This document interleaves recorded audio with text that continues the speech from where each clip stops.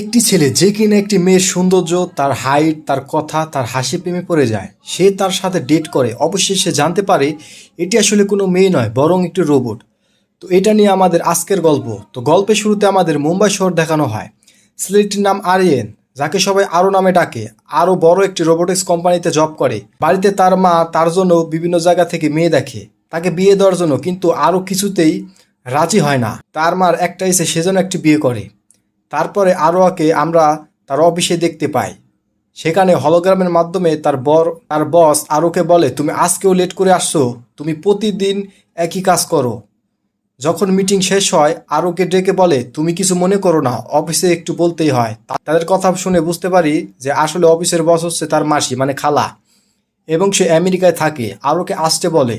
তারপরের দিনে আমরা দেখতে পারি আরও তার মাসির কাছে যাচ্ছে। তার অফিসে গিয়ে সে ওইখানকার পরিবেশ দেখে সে খুব অবাক হয়ে যায় যে এটা কি মানুষের দুনিয়া নাকি রোবটের। তখন তার মাসি আসে, তার অফিসে সবকিছু ঘুরিয়ে দেখায়। আরিয়নও একজন রোবট প্রোগ্রামার, তাকে একটা কাজের জন্য আনা হয়েছে। কথা বলতে বলতে হঠাৎ একটা কল আসে। আরোর মাসি তাকে বলে, আমার জরুরি একটা কাজ আছে, কিছুদিন লেট হতে পারে, তুমি আমার বাসায় চলে যাও। আরও বাসায় গিয়ে দরজা খুলে দেখতে পায় একটি সুন্দরী মেয়ে।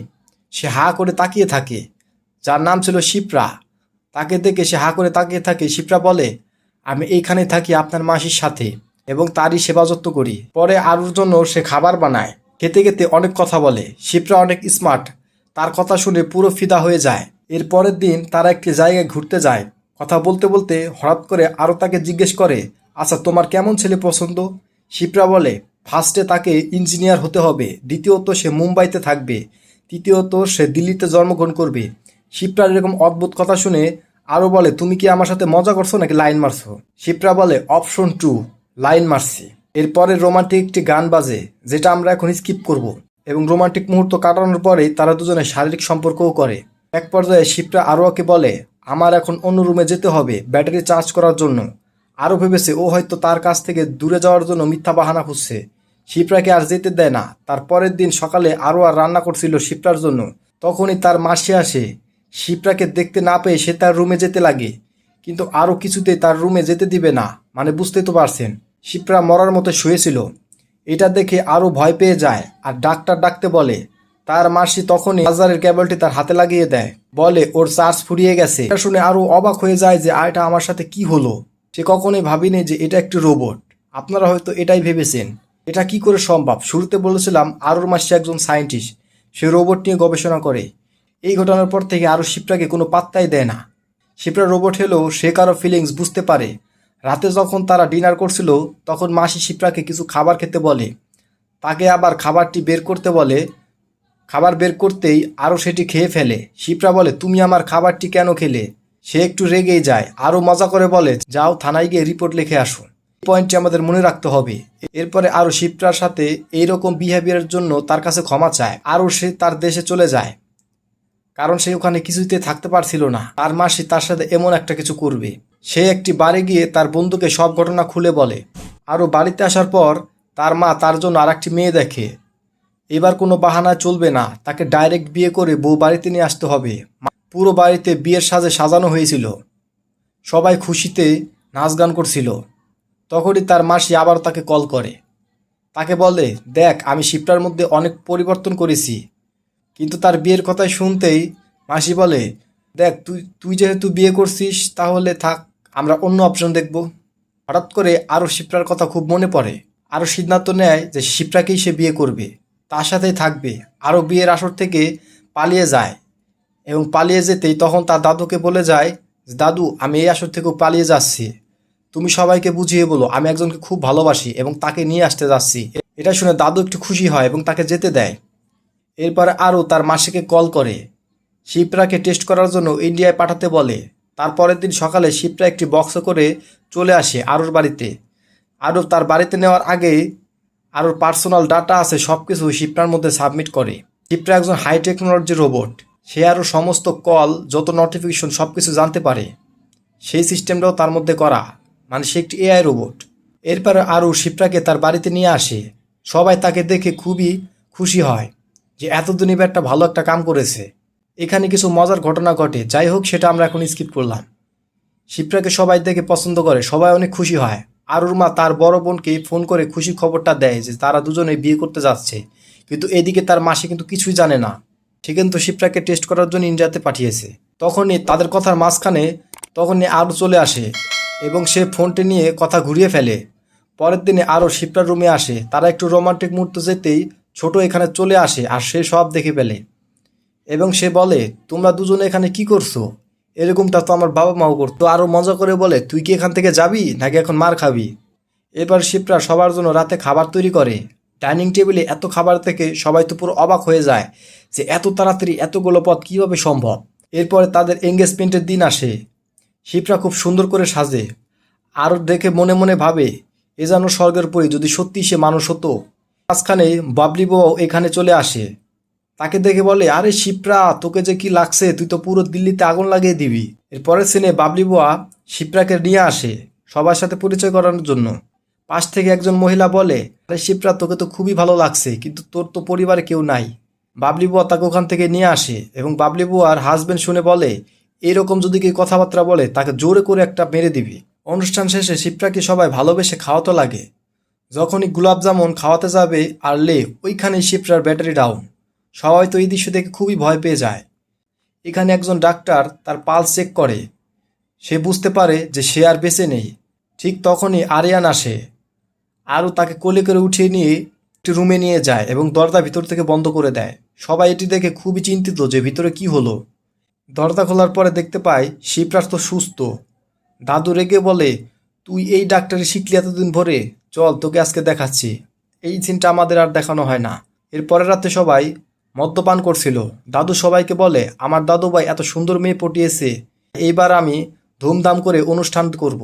এত টাকা পয়সা রেখেই বা কী হবে। রাতে মদ্যপান করার ফলে সবাই মাতাল হয়ে যায়। আরও শিপ্রার ঘরে আসে মাতাল অবস্থায়। শিপ্রাকে তার দেওয়া যত ডাটা ছিল সব কিছু ডিলিট করতে বলে। সকালবেলা আরও উঠে দেখে শিপ্রা কাউকে চিনতে পারছে না। আরও শিপ্রার কথা শুনে বুঝতে পারে শিপ্রার সব ডাটা ফরম্যাট হয়ে গেছে। আরও কিছুই বুঝতে না পেরে তার মাসিকে কল করে সব বলে। সে সাথে সাথে সব ডাটা মেইল করে পাঠিয়ে দেয়। সে আগের অবস্থায় ফিরে আসে আর বলে, ঠিক আছে। আর এই কথাটাই আরও খুবই পছন্দ করে। রুম থেকে যাওয়ার পরে শিপ্রাকে বলে যায়, তুমি ভিতর থেকে রুমটি লক করে দিও। এবং সে একা একা চার্জ হচ্ছিল।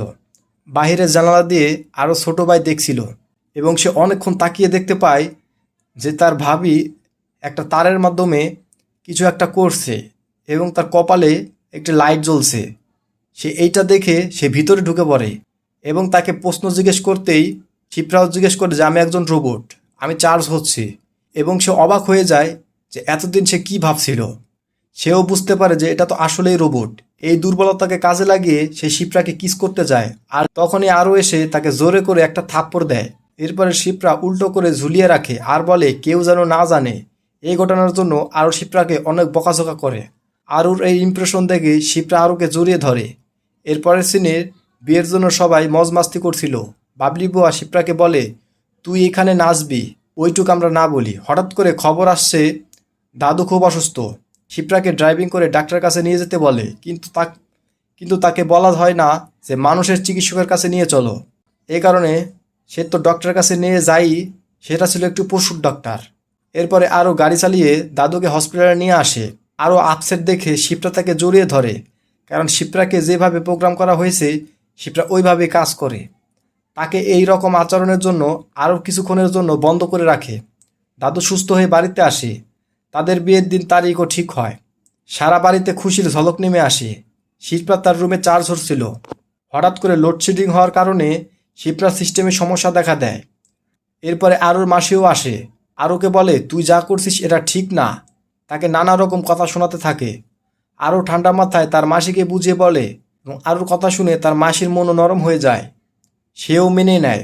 হঠাৎ করে খবর আসে যে শিপ্রাকে কোথাও পাওয়া যাচ্ছে না। সবাই তো খুব চিন্তিত হয়ে পড়ে, মেয়েটা কোথায় গেল।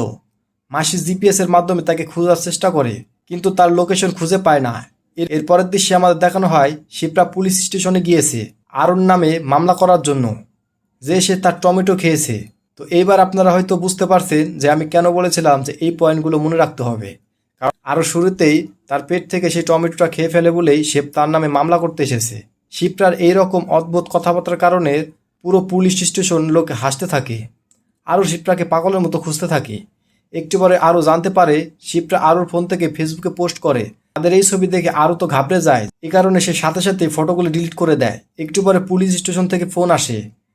শিপ্রা যা যা করছে সব ঘটনা তাকে খুলে বলে। এটাও বলে যে পাগলকে ভালো একটা ডাক্তার দেখাবেন, দ্বিতীয়বার যেন থানায় না আসে, কারণ থানায় গিয়ে সে ঝামেলা পাকিয়ে এসেছে। এরপরে শিপ্রা বাড়িতে চলে আসে। তার সামনে সেই মহিলা আসে। তাকে দেখে সেই থাপ্পড়ের কথা মনে পড়ে যায়, মানে বাবলি বউর হাজবেন্ড যেটা তাকে বলেছিল। এই কারণে সে কোনো কিছু না মনে করেই 4-5টা ধাপ ধাপ করে থাপ্পড় মেরে দেয়। সবাই তো পুরো অবাক হয়ে হা করে তাকিয়ে থাকে যে এটা কি হলো। এরপরেই শিপ্রা অদ্ভুত আচরণ করতে থাকে। বাবলি বুয়া তাকে একদিন নাচতে বলেছিল এবং সেটি ছিল একটি হট গান, এবং সেই গানে সে নাচতে থাকে। এবং বাবলি বুয়া মনে মনে ভাবতে থাকে, আর এই গানটা তো আমি সেই দিন নাচতে বলেছিলাম, তো আজকে কেন করছি, ওর কি হলো। আর শিপ্রা একটু পরপরই অদ্ভুত আচরণ করতে থাকে এবং মুখ দিয়ে অন্যরকম কিছু শব্দ বের করতে থাকে। আরও চলে আসে এবং আরও তার হাত ধরে তাকে বলতে থাকে, শিপ্রা এখনই তুমি আমার সাথে চলো, আমার রুমে যাবে। তাকে 3বার বলার পরে শিপ্রা আরুর মুখে বালতি মেরে দেয়। এরপরে আরুর যে ছোট ভাই ছিল তাকে ধরে টেনে নিয়ে যায় ছাদে। ওই সব কথা সে সবাইকে বলে দেয় যে এইটা একটা রোবট, সে মানুষ নয়। শিপ্রাও তাকে ওইখান থেকে ফেলে দেয়। এর আগে বাবলি বুয়া শিপ্রাকে বলেছিল তোর সৌন্দর্য পুরো দিল্লিতে আগুন লাগিয়ে দিবে। এই কারণে সে পুরো বাড়িতে আগুন লাগাতে থাকে। দাদু এর অবস্থা দেখে বলে, শিপ্রা তুমি এটা কেন করছো, তোমার কি হয়েছে মা, তুমি কি কারোর উপর রাগ করে আসো, আমাকে বলো একবার, আমি সব কিছু ঠিক করে দেব। এই দৃশ্য দেখার মতো ছিল না। সে কখনো ভাবতে পারেনি যে এমন কিছু হবে।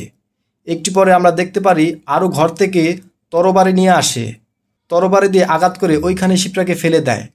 আসলে এই দৃশ্য দেখার মতো ছিল না। আরও শিপ্রার দিকে তাকিয়ে ওজরে কাঁদতে থাকে। সে শিপ্রাকে খুবই ভালোবাসতো। সে সেই দিনগুলির কথা মনে করতে থাকে, কিভাবে শিপ্রার সাথে তার দেখা হয়। এর পরের দৃশ্যে মাসি তার বানানো রোবটগুলিকে ইন্ট্রোডিউস করিয়ে দেয় এবং সে শিপ্রাকেও নতুন করে আবার তৈরি করে। পাশ থেকে আরও কফি খেতে থাকে আর শিপ্রার দিকে তাকিয়ে থাকে। তখনই তার সাথে একটি মেয়ে আসে। আরুর কাছ থেকে রোবট সম্পর্কে কিছু জানতে চায়। তাদের কথা বলতে শিপ্রা আরুর দিকে চোখ বড় করে তাকিয়ে থাকে। তার মানে বুঝতেই তো পারছেন সামনে কি হতে পারে। আর এখানেই আমাদের এই মুভিটি শেষ হয়ে যায়। তবে একটা জিনিস আমাদের দেখানো হয় না, আরুর মাসে শিপ্রার চেহারাটা কার কাছ থেকে নিয়েছে, এবং তাকেও কিন্তু আমাদেরকে আর দেখানো হয় না। তো বন্ধুরা, এই ছিল আমাদের আজকের গল্প। তো অ্যাকচুয়াল মুভিটি যদি আপনারা দেখেন অবশ্যই আপনার কাছে ভালো লাগবে, কারণ একটা মুভিতে সব কিছু এক্সপ্লেন করে বলা সম্ভব না। তো ভিডিওটি যদি ভালো লেগে থাকে অবশ্যই ভিডিওটি লাইক এবং চ্যানেলটিকে সাবস্ক্রাইব করে আমাদের সাথেই থাকবেন। তো গাইস, সবাই ভালো থাকবেন, সুস্থ থাকবেন, বাই বাই, দেখা হবে নেক্সট ভিডিওতে।